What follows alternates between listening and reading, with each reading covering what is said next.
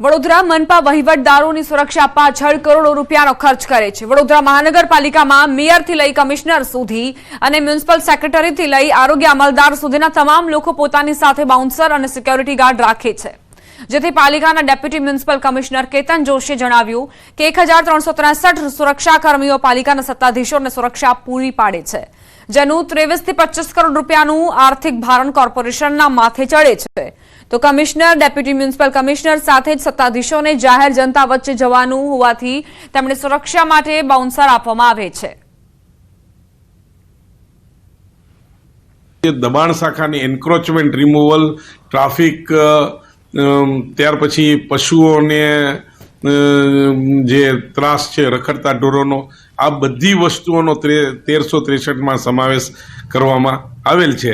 અધિકારીઓને પદાધિકારીઓ માટે જે આપવામાં આવેલા છે એમાં commissioner Shri, deputy commissioner Shri અને પદાધિકારીઓ કે જેમને જાહેર જીવનના લોકો છે, લોકો વચ્ચે જવાનું હોય છે, અને એની સુરક્ષાને ધ્યાનમાં લઈ અને એ લોકોને બોડીગાર્ડ આપવામાં આવે છે। પ્રજામાંથી ચૂંટાયેલો પ્રતિનિધિને બાઉન્સર કે કોઈની જરૂર ના હોવી જોઈએ, એ નિર્ભયપણે લોકોની વચ્ચે જવું જોઈએ અને એમની વેદનાઓ સાંભળવી જોઈએ। બાઉન્સર મૂકવાનો મતલબ શું થયો? એક સામાન્ય માણસ તમને ના મળી શકે એટલા માટે, અથવા કોઈ રજૂઆત કરવા માટે એક ટોલું આવે તો એનાથી ગભરાઈને? હું નથી માનતો કે કોઈ પણ દિવસ ચૂંટાયેલા પ્રતિનિધિ, જે પ્રજાનો પ્રતિનિધિ હોય, એ પ્રજાની આવાજ બનીને બહાર નીકળવું જોઈએ, એને કોઈ પ્રોટેક્શનની જરૂર હોવી જોઈએ નહીં। તોય છતાં બાઉન્સરોની બી ભરતી કરવી હોય તેને ખરેખર એની ભરતી કરો અને પૂરતું પગાર આલો। ખાલી ટેમ્પરરી તમે બાઉન્સરોની ભરતી કરીને તમે બેકારીમાં વધારો કરો છો ભાઈ, અથવા બેકાર રાખવા માંગો છો? એમને સરકાર દ્વારા બેસાડવામાં આવે છે અને એમને અહીંયા નોકરી કરવાની હોય છે, ત્યારે આવા જનપ્રતિનિધિઓ હોય અને અધિકારીઓ હોય એમને બાઉન્સરની કોઈ જરૂર નથી હોતી, કારણ કે એમને સરકારે મૂકેલા છે અને બીજી બાજુ જનતાએ ચૂંટીને મોકલેલા છે। તો બાઉન્સરો રાખીને શું બતાવવા માગે છે ખબર નથી પડતી, યા પોતાનો એટીટ્યૂડ બતાવવા માટે કે જનતાની વચ્ચે જ્યારે જાય ત્યારે સારું દેખાડવા માટે બાઉન્સર રાખે છે। ઘણી વખત આપ જોશો તો પદાધિકારીઓ આવે ત્યારે સિક્યુરિટી ગાર્ડ પર એમની પાછળ દોડતા હોય, 4-5 હોય છે, બાઉન્સર હોય છે, સાથે ઘણીવાર એવો કંઈ કાર્યક્રમ હોય કે કોઈ વિપક્ષનો કોઈ હોય ત્યારે પોલીસ બોલાવવામાં આવે છે, પોલીસને બોલાવી દે છે। તો કયા કારણસર આ લોકો આવી રીતે તાનાશાહી કરી રહ્યા છે ખબર નથી પડતી। પોતાની જાતને જનતાના પ્રતિનિધિ અને પ્રજાના સેવક ગણાવતા અધિકારીઓ અને પદાધિકારીઓ જે છે તે આ જનતાથી જ પોતાને અસુરક્ષિત મહેસૂસ કરે છે। તેનો જીવતો જાગતો દાખલો જો તમારે જોવો હોય તો તે વડોદરા મહાનગરપાલિકા છે। વડોદરા મહાનગરપાલિકામાં મેયરથી માંડીને કમિશનર સુધી જે બાઉન્સરો છે, જે તેમની આગળ પાછળ ફરે છે, એ બાઉન્સરો અને સિક્યુરિટી ગાર્ડ પાછળ 23 થી 25 કરોડ રૂપિયાનો વાર્ષિક ખર્ચો જે છે તે કરવામાં આવી રહ્યો છે। એટલે ટૂંકમાં કહીએ તો જે જનતાએ ખોબલે ખોબલા મત આપીને પ્રતિનિધિઓને ખુરશી પર બેસાડ્યા અને જે જનતાએ પોતાના ટેક્સના પૈસા ચૂકવીને અધિકારીઓને પગાર ચૂક્યા, એ અધિકારીઓ અને જનપ્રતિનિધિઓ આજે પ્રજાથી પોતાની જાતને સુરક્ષિત મહેસૂસ નથી કરી રહ્યા, જેના કારણે તેઓ પોતાની સિક્યુરિટી પાછળ, પોતાની સુરક્ષા પાછળ કરોડો રૂપિયાનો વેડફાટ જે છે તે કરી રહ્યા છે। હાર્દિક દીક્ષિત, ન્યૂઝ 18 ગુજરાતી, વડોદરા। રાજકોટ મહાનગરપાલિકા દ્વારા દર વર્ષ સિક્યોરિટી પેટે 16.50 કરોડથી પણ વધુનો ખર્ચ કરાય છે। મહાનગરપાલિકા દ્વારા સુરક્ષાના કારણોસર માત્ર એક્સ આર્મી મેન સહિતના સિક્યોરિટી ગાર્ડ રાખવામાં આવે છે। અંદાજિત 16.50 કરોડ જેટલો ખર્ચ વાર્ષિક મહાનગરપાલિકા દ્વારા સિક્યોરિટી ગાર્ડ પાછળ કરાતો હોય છે। અહીં મહાનગરપાલિકાના ગેટ ઉપર એક્સ આર્મી મેન તેમજ રાજકોટ મહાનગરપાલિકાનો વિજિલન્સ સ્ટાફ જોવા મળ્યો હતો। મેયર નયનાબેન પેઢડિયાની ઓફિસ ખાતે પણ વિજિલન્સનો સ્ટાફ જોવા મળ્યો, તેમજ સ્ટેન્ડિંગ કમિટીના ચેરમેન, શાસક પક્ષના નેતા, ડેપ્યુટી મેયર સહિતના ચેમ્બરની બહાર એક પણ સિક્યોરિટી ગાર્ડ રાખતા ન હોવાનું સામે આવ્યું।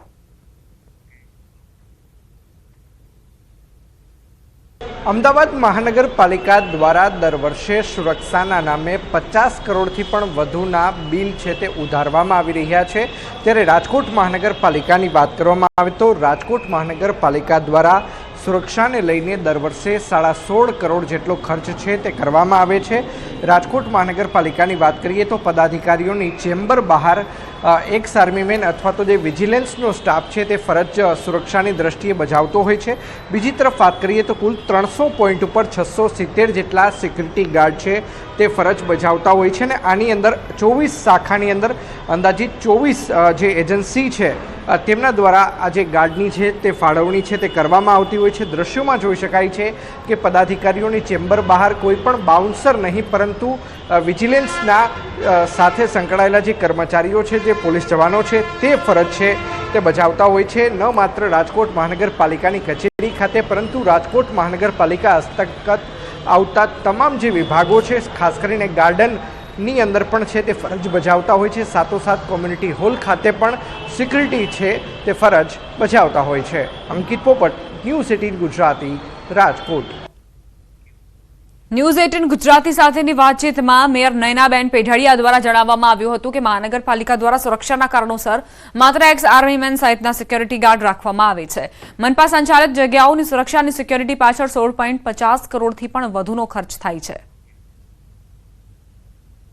રાજકોટ મહાનગરપાલિકામાં સિક્યુરિટીની લગભગ 16.50 કરોડની એનો પગાર ધોરણ થતો હોય છે અને આમાં કોઈ બાઉન્સની આપણે જોગવાઈ છે નહીં, પણ એક્સ આર્મી એ અહીંયા સેવા આપતા હોય છે. 300 પોઈન્ટ છે અને અલગ અલગ જે આપણી શાખા હોય એ શાખાની અંદર એ લોકોને કામગીરી સોંપવામાં આવતી હોય છે. કોર્પોરેશનને આ બધી આવકને જાવક જોતા ખર્ચ પણ ઘણો બધો થતો હોય તો આ બાબતે આપણે ચોક્કસ વિચાર કરવો પડશે અને આ બાબતમાં પણ અમે વિચાર કરશું કે સિક્યુરિટી બાબતમાં કેટલું આપણે ખર્ચ બાબતમાં ઓછું કરી શકીએ એના અમે પ્રયત્ન પણ કરશું. તેમણે વધુમાં જણાવ્યું છે કે સિક્યોરિટી પાછળ થતો ખર્ચ વધુ લાગી રહ્યો છે, તેની પાછળ થતા ખર્ચમાં ઘટાડો કરવો જરૂરી છે. તેથી મહાનગરપાલિકા દ્વારા મંજૂર કરવામાં આવેલા બજેટમાં આગામી નાણાકીય વર્ષથી સિક્યોરિટી ખર્ચ પણ ઘટાડવાનો નિર્ણય લેવામાં આવ્યો છે.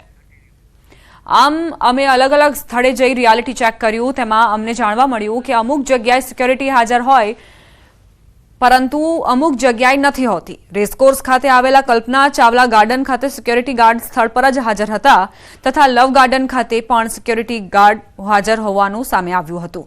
પરંતુ અમારી ટીમ જ્યારે માધવરાવ સિંધિયા ક્રિકેટ ગ્રાઉન્ડ ખાતે પહોંચી ત્યારે અહીં સિક્યોરિટી ગાર્ડ પેપર પર ચોક્કસ હાજર જોવા મળ્યા હતા પરંતુ સ્થળ પર સિક્યોરિટી ગાર્ડની હાજરી જોવા નહોતી મળી. રાજકોટ મહાનગરપાલિકા દ્વારા 300 પોઈન્ટ ઉપર જે 670 જેટલા સિક્યોરિટી ગાર્ડ કોન્ટ્રાક્ટ પદ્ધતિથી રાખવામાં આવ્યા છે.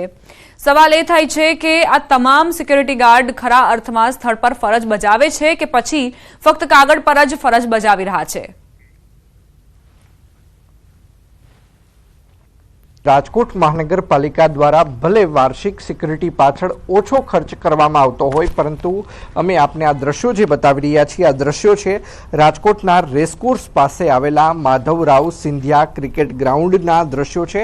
આ જે ગ્રાઉન્ડ છે તે રાજકોટ મહાનગરપાલિકાના હસ્તકમાં આવેલું છે અને અહીંયા જે સિક્યુરિટી એજન્સી દ્વારા જે સિક્યુરિટી ગાર્ડ ફાળવવામાં આવ્યો છે જોઈ શકાય છે કે સ્થળ ઉપર તેની હાજરી છે તે જોવા નથી મળી રહી. ન્યૂઝ 18 ગુજરાતીની તપાસમાં ભાગ્યોદય એજન્સી દ્વારા અહીંયા સિક્યુરિટી પ્રોવાઈડ કરવામાં આવતી હોય છે પરંતુ અહીંયા એક પણ સિક્યુરિટી ગાર્ડ છે તે હાલ જોવા નથી મળી રહ્યો. ચોક્કસ સિક્યુરિટી ગાર્ડ છે તે પેપર ઉપર ચોક્કસ હાજર હશે પરંતુ સ્થળ ઉપર હાજરી તેની જોવા નથી મળી રહી. બીજી તરફ હું આપને આ દ્રશ્યો છે તે બતાવવાનો પ્રયત્ન કરી રહ્યો છું. જોઈ શકાય છે કે રાજકોટનું આ ગાર્ડન છે. અહીંયા પેન્થર નામની એજન્સી દ્વારા સિક્યુરિટી ગાર્ડ છે તે પ્રોવાઈડ કરવામાં આવતો હોય છે ને અહીંયા સિક્યુરિટી ગાર્ડ છે તે ચોક્કસ તેની હાજરી છે તે જોવા મળી રહી છે. આમ અનેક સવાલો છે તે હાલ અત્યારે ઊભા થઈ રહ્યા છે. ગાર્ડ છે ચોક્કસ સ્થળ ઉપર તેની હાજરી નથી પરંતુ પેપર ઉપર ચોક્કસ તેની હાજરી જોવા મળી રહી હશે. અંકિત પોપટ, ન્યૂઝ 18 ગુજરાતી, રાજકોટ. રોકાઈશું એક બ્રેક માટે. આપ જોતા રહો ન્યૂઝ 18 ગુજરાતી.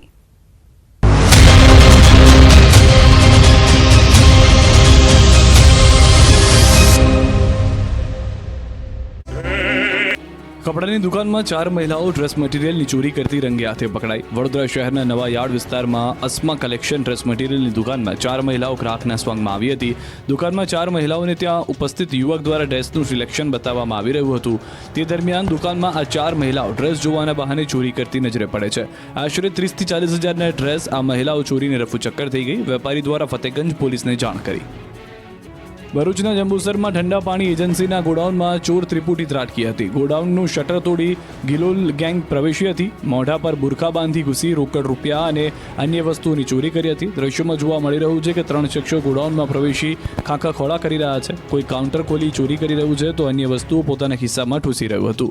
ચોરી કરી રફુચક્કર થઈ ગયા. આ વિસ્તારમાં છેલ્લા કેટલાક દિવસથી ગિલોલ ગેંગનો આતંક વધી રહ્યો છે. થોડા દિવસ અગાઉ ટંકારિયા ગામે પણ ગિલોલ ગેંગે ચોરી કરી હતી. ગિલોલ લઈને ત્રિપુટી ચોરી કરવા આવે છે એટલે લોકો પણ ફફડે છે. ત્યારે પોલીસે તપાસ હાથ ધરી છે. બાઇક પર સ્ટન્ટ, કારમાં સીન સપાટા અને ટેબલ પર હથિયાર સાથે ભાઈગીરી. રોલા પાડતા જુવાનિયાઓના દ્રશ્યો છે રાજકોટના. રાજકોટમાં સોશિયલ મીડિયામાં ફેમસ થવા માટે લોકો કાયદો હાથમાં લેતા જરા પણ ખચકાતા નથી. શહેરમાં નિયમોના ઉલાળ્યા કરીને કાયદો હાથમાં લેતા એક પછી એક વિડીયો જોવા મળ્યા. આરબ નામના એક યુવકે છરી અને કુહાડી સાથે વિડીયો પોસ્ટ કર્યો તો બીજી ઘટનામાં એક યુવકે ટ્રાફિકના નિયમો તોડી વિડીયો બનાવ્યો. જાહેર રોડ પર બાઇક પર અને કાર લઈને નીકળી સ્ટન્ટ કરી રોડ પર દહેશત ફેલાવી. રીલ્સના નશામાં ચૂર નબીરાએ પોલીસને પણ દાદ ન આપી. જ્યારે એક રોડ પર પૂરપાટ જતા યુવાનને પોલીસ રોકવા પ્રયાસ કરે છે છતાં બ્રેક માર્યા વગર યુવાન આગળ નીકળી જાય છે. આવા ટામેટા પશુઓ પણ ન ખાય ત્યારે કચરામાં ફેંકવાના ટામેટા રાજકોટના લોકોને ખવડાવવામાં આવી રહ્યા હતા. રાજકોટ મહાનગરપાલિકાની ફૂડ શાખા દ્વારા ફરી એક વખત રેડ પાડી અખાદ્ય જથ્થો ઝડપી પાડવામાં આવ્યો. યોર રેસ્ટોરન્ટ એન્ડ પાર્સલ પેઢીમાં વાસી રાંધેલા ખોરાકની સાથે વાસી શાકભાજી તથા એક્સપાયરી ચીઝનો જથ્થો મળી આવ્યો, જેથી 62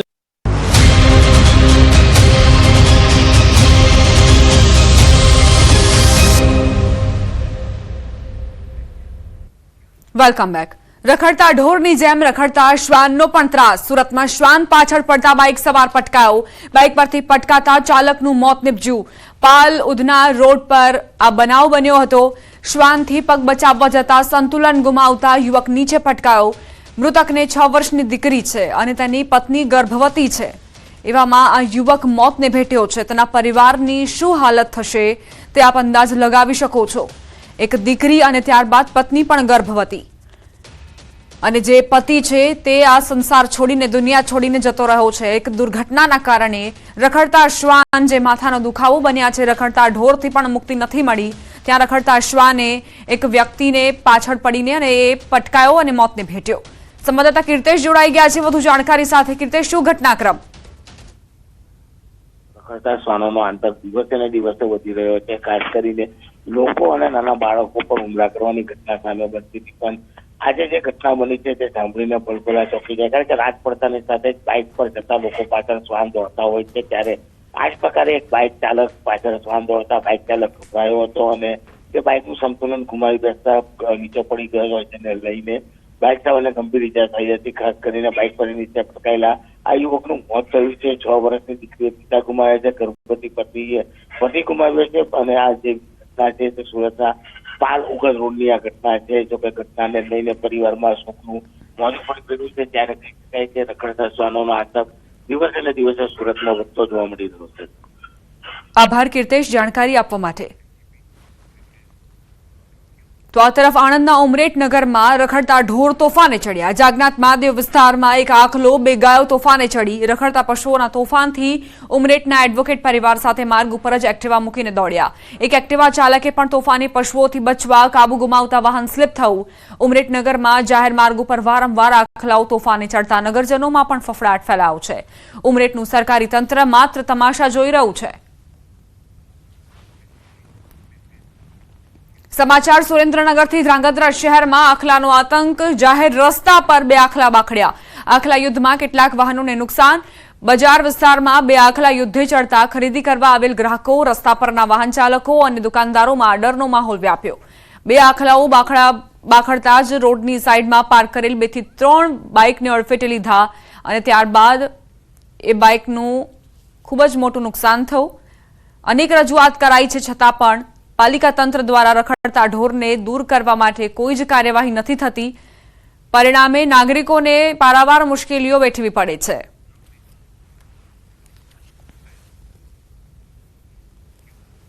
રાજ્યમાં કઈ રીતે રખડતો આતંક જોવા મળ્યો છે, આ 3 દ્રશ્યો તેનો પુરાવો આપી રહ્યા છે। સુરતમાં એક યુવક મોતને ભેટ્યો। શ્વાન પાછળ પડતા જ યુવકે બાઇક પરથી સંતુલન ગુમાવ્યું અને તે અકસ્માતનો ભોગ બન્યો। આ તરફ આણંદની વાત કરીએ કે જ્યાં રખડતા ઢોરના કારણે આસપાસના વિસ્તારના જે લોકો હતા તેમાં ડરનો માહોલ વ્યાપ્યો। સુરેન્દ્રનગરમાં પણ સ્થિતિ અલગ નથી। અહીં પણ રખડતા આખલાઓના કારણે જ યુદ્ધ જામ્યું અને આસપાસના જે વાહનો હતા તેમને આ આખલાઓએ નુકસાન પહોંચાડ્યું। લોકોને છેતરનાર લકી ડ્રોના આયોજકોની અટકાયત। લકી ડ્રો યોજાય તે પહેલા જ 11 આયોજકોની અટકાયત કરાઈ। પાટણના હારીજમાં લકી ડ્રો યોજાવાનો હતો। લકી ડ્રો પહેલા એલસીબી પોલીસની કાર્યવાહી। 11 આયોજકો સામે ફરિયાદ નોંધાઈ। 399ની કૂપનમાં 5001 ઇનામો રાખ્યા હતા, જેમાં મોંઘી કાર, ટ્રેક્ટર અને બાઇક સહિતના ઇનામો હતા। એલસીબી પોલીસ લકી ડ્રો સંચાલકોની અટકાયત કરી હારીજ પોલીસ મથકે લઈ જવાયા હતા। 11 સંચાલકો વિરુદ્ધ હારીજ પોલીસ મથકે પોલીસ ફરિયાદ નોંધાઈ છે। સંવાદદાતા અશરફ જોડાઈ ગયા છે વધુ જાણકારી સાથે। અશરફ, આ જે આયોજન હતું કેવા પ્રકારનું હતું અને એલસીબીની કાર્યવાહી ત્યાં સામે આવી છે, શું વિગતો? બિલકુલ દીપા, જે રીતે બનાસકાંઠામાં લકી ડ્રો નામે છેતરપિંડી આચરા બાબતે જે અશોક માળી નામનો ઇસમ છે તેના ઉપર અગાઉ પણ ફરિયાદ નોંધાઈ છે, ત્યારે ફરી ક્યાંક હારીજમાં કૃષ્ણધામ ગૌશાળા સમિતિના નામે સમગ્ર ડ્રોનું આયોજન કર્યું હતું ગત રોજ, જેમાં એક સંતવાણીનો કાર્યક્રમ પણ કરવામાં આવ્યો હતો। આ ડ્રોમાં 399ની કૂપન આપવામાં આવી હતી, તેમાં 5001 ઇનામો હતા, જેમાં મોઘીદાટ કારો, ટ્રેક્ટર અને બાઇક સહિત। પરંતુ સમગ્ર માહિતી જ્યારે પાટણ એલસીબી પોલીસને થતા ડ્રોના સ્થળ પર ક્યાંક એલસીબી પોલીસે તપાસ હાથ ધરી હતી અને ત્યારબાદ જે આયોજકો હતા, જેમાં લગભગ 11 જેટલા આયોજકોની એલસીબી અટક કરીને હારીજ પોલીસ મથકે લઈ જઈ અને પૂછતાછ કરી હતી। જો કે સમગ્ર આયોજન ક્યાંક આભાર અશરફ જાણકારી આપવા માટે। સુરતના ટેક્સટાઇલ માર્કેટમાં આગ કાબૂમાં આવ્યા બાદ સર્વેની કામગીરી હાથ ધરાઈ છે। 10 વેપારીઓને અંદર જવાની મંજૂરી આપવામાં આવી। હાલ 2 વેપારીઓ પોલીસની હાજરીમાં માર્કેટ જશે। વેપારીઓ માર્કેટમાં જઈને સર્વે કરશે। સર્વે બાદ પોતાના અન્ય વેપારી મિત્રોને માહિતી આપશે। ચોથા દિવસે શિવશક્તિ ટેક્સટાઇલ માર્કેટમાં 10 વેપારીઓને અંદર જવાની મંજૂરી અપાઈ છે।